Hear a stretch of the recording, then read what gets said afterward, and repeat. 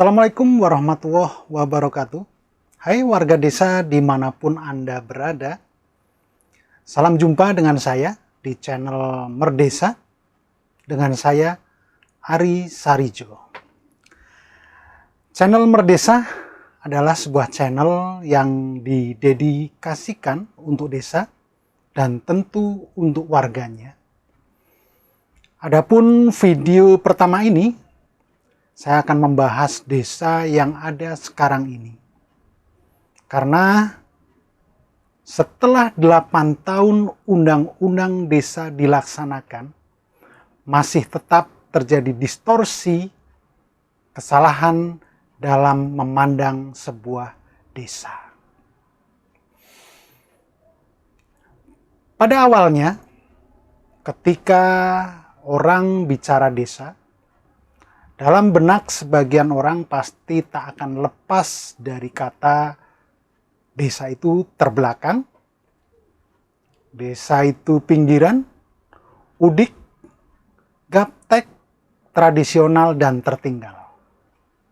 Nah, semenjak tahun 2014, setelah Undang-Undang Desa disahkan, diikuti dengan dana desa yang dikucurkan dengan wacana satu desa akan mendapatkan 1 miliar rupiah per tahun, maka ketika kita bicara desa, yang muncul di benak kita adalah dana desa tentunya.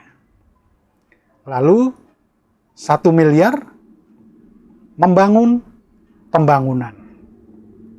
Luar biasa. Akan tetapi sayangnya juga diikuti dengan berbagai kata yang bermakna negatif.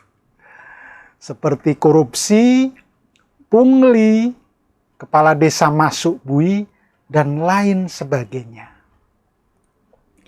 Memang setelah dana desa turun, desa yang tadinya bukan merupakan perhatian dari orang menjelma menjadi point of interest. Dia gadis ayu yang baru muncul, mengundang begitu banyak perhatian. Banyak LSM, NGO, pemerhati, peneliti, dan tentu media melakukan berbagai perhatian, pengkajian, penelitian. Lalu berbagai seminar dan diskusi pun dilakukan membahas tentang desa.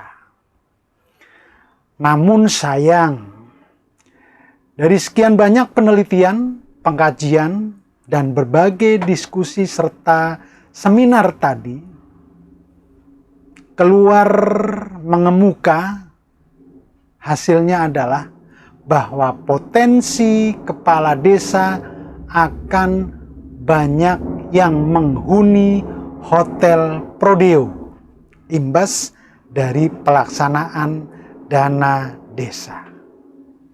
Luar biasa. Menurut mereka, mayoritas kepala desa belum siap melaksanakan amanat tugas pelaksanaan dana desa.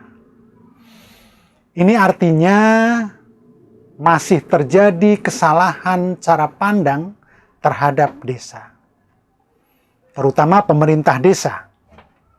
Di benak mereka, desa dituntut layaknya sebuah kelurahan, di mana administrasi pemerintahan sudah sedemikian rapi,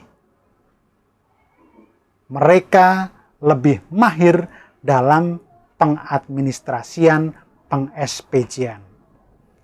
Padahal kelurahan dan desa adalah dua kelembagaan yang hampir sama, namun jauh berbeda. Kalau kelurahan, hampir 90% kegiatan keseharian mereka berkutat pada kegiatan administrasi. Selebihnya yang 10% baru ke kemasyarakatan. Pelayanan turun ke bawah. Namun mayoritas kegiatan mereka adalah kegiatan di kantor. Selebihnya kelurahan digawangi oleh PNS yang rata-rata bergelar sarjana dengan tentu kemampuan administrasi yang lebih baik. Sedang desa berbanding terbalik. Seluruh kegiatan masyarakat adalah tanggung jawab pelayanan pemerintah desa. Bayangkan, dari warganya mulai mengandung, lalu lahir, kemudian hingga warga tersebut meninggal, pemerintah desa harus hadir. Pelayanan pun tak seperti kelurahan ada jam kantor. Desa hampir dikatakan 24 jam harus siap sedia melayani warganya. Belum lagi latar belakang kemampuan perangkat desa yang juga terbatas. Baik dari segi pendidikan yang minim, pelatihan juga sangat kurang. Kalaupun ada pelatihan, patut ditanyakan daya serap atas materi pelatihan juga seperti apa. Maka seyogyanya pelaksanaan dana desa tak dilaksanakan seperti pelaksanaan pengerjakan proyek oleh dinas khusus seperti di pemerintahan di atasnya. Kalau di kabupaten kita mengenal dengan dinas pekerjaan umum dan lain sebagainya. Mereka dengan dukungan SDM yang memang sesuai bidangnya, laporan detail berjilid-jilid pun bisa dikerjakan dengan baik. Beda dengan desa. Pemerintah desa harus melakukan pelayanan kepada masyarakatnya tanpa pandang waktu. Maka ketika dituntut peng-SPJ-an layaknya dinas teknis, maka banyak desa yang tertatih-tatih. Beruntung akhirnya muncul pendamping desa serta pendamping lokal desa. Sedikit banyak keberadaan mereka sedikit membantu perencanaan, pelaksanaan, dan peng-SPJ-an dana desa. Walau tetap, hampir mayoritas desa terseok-seok untuk memenuhi tuntutan laporan demi laporan yang harus mereka buat. Maka tak heran muncul keluhan berjamaah. Harus lembur berhari-hari untuk membuat laporan SPJ dana desa. Dan dampaknya mengesampingkan pelayanan kepada masyarakat. Hal ini berulang kali disuarakan hingga Presiden pun memerintahkan agar desa tak dibebani dengan laporan yang bertumpuk-tumpuk. Bahkan ketika menyampaikan hal ini, Presiden menyampaikannya dengan nada tinggi. Akan tetapi pelaksanaannya tetap tak ada perubahan. Laporan berjilid-jilid harus disiapkan desa. Hingga akhirnya banyak desa menyederhanakan perencanaan pembangunan. Menjadi hanya beberapa item saja. Karena bila harus mengakomodir semua usulan, terutama bidang pemberdayaan dan pembinaan masyarakat desa, tak terbayang betapa banyak SPJ yang harus mereka siapkan. Terkait hal ini sayangnya justru menjadi sasaran empuk para oknum untuk menggali keuntungan pribadi. Hingga marak berbagai isu, kabar prematur, hingga pemberitaan dini tentang korupsi dana desa. Beruntung kejaksaan bersama pemerintah mengeluarkan kebijakan pendampingan hukum yang disebut dengan TP4D. Banyak kejadian yang bisa diluruskan hingga tak terlanjur di luar kendali. Namun sayang, TP4D yang dirasa sangat banyak manfaatnya oleh pemerintah desa yang rata-rata buta hukum resmi dibekukan pada tahun 2020. Akhirnya, komunikasi intens terkait hukum antara pemerintah desa dengan kejaksaan terasa ada jarak kembali. Itu baru dari pelaksanaan dana desa. Berbagai masalah lain muncul dan berkembang ternyata semata-mata lahir karena ketidaktahuan. Baik pemerintah desanya juga dari masyarakat desanya. Semisal tentang kewenangan desa. Juga tanggung jawab, tugas pokok, fungsi pemerintah desa. Contoh saja berbicara tentang kewenangan. Kewenangan atas aset desa. Apakah sarana prasarana yang ada di desa adalah tanggung jawab dan kewenangan desa? Padahal ada yang merupakan kewenangan desa, ada juga yang kewenangan kabupaten, serta provinsi, bahkan kewenangan pusat. Rata-rata masyarakat tidak memahami hal ini. Ketika sebuah infrastruktur yang ada di desa rusak, terbengkelai, hancur, maka yang menjadi sasaran kemarahan adalah kepala desanya.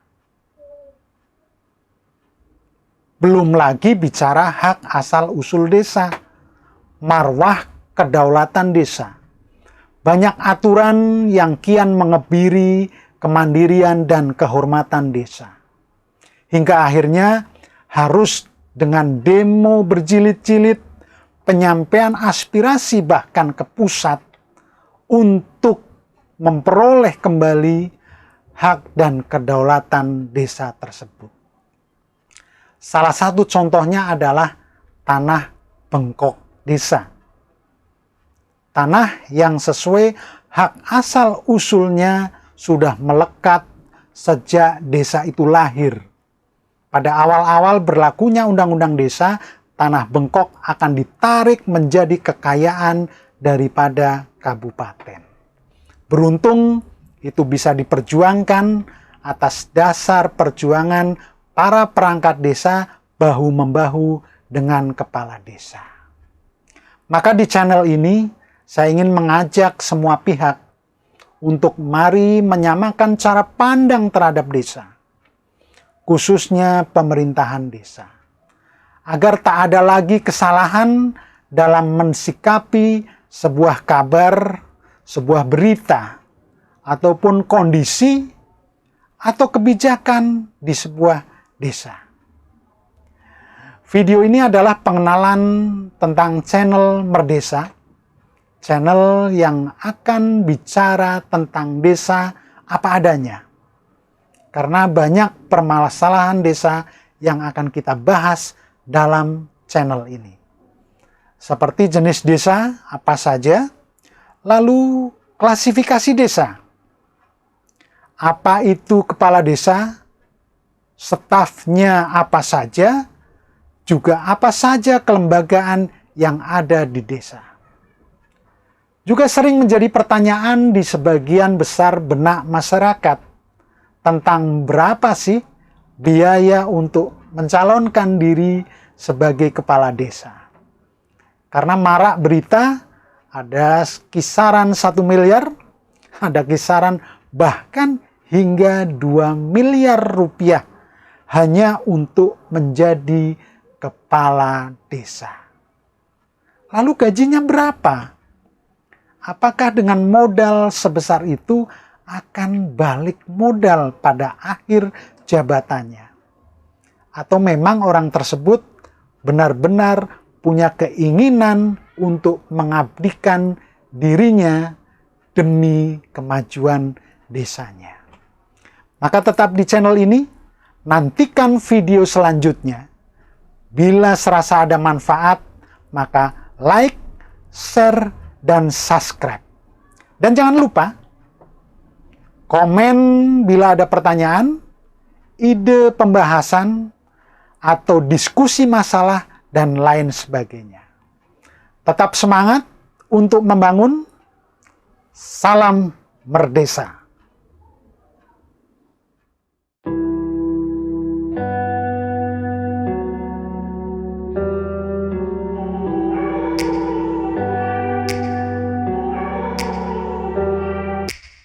Take me back to a place where I felt at home. Take me back to a day when we weren't alone. Take me back.